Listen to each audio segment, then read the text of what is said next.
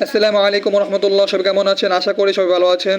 আজকে আরবি ভাষা শেখার 12তম ক্লাস, যারা 11তম ক্লাসটি করেনি তারা আমার কমেন্টে দেওয়া লিঙ্কে ক্লিক করে 11তম ক্লাসটি করে নেবেন, অন্যথায় কিছু বুঝবেন না। যারা 11তম ক্লাসটি করেছেন তাদের জন্য আজকের এই নতুন পড়া। বিসমিল্লাহির রহমানির রহিম। আজকে নতুন পড়া হচ্ছে মা। মা অর্থ কি?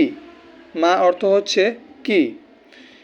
তাহলে আমরা জানি হাদা হাদি দালিকা তিলকা এগুলো অর্থ কী আর এগুলো কীভাবে ব্যবহার করতে আমরা জানি।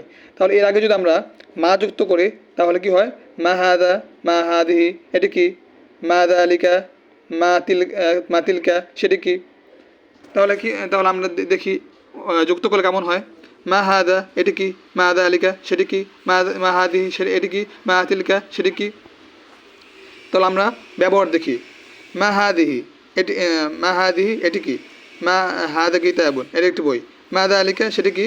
সেটা দালিকা কিতাবুন সেটা একটি বই। মা হাদিহি এটি কি? মা হাদি করসদন এটা একটি খাতা। মা তিলকা সেটি কি? তিলকা করসদন সেটা একটি খাতা। এইভাবে আপনারা ব্যবহার করবেন। আর এটা হচ্ছে আপনাদের বাড়ির পড়া।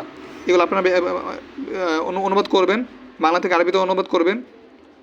যদি কোনো পরবর্তী সমস্যা হয় অবশ্যই কমেন্ট করে জানাবেন।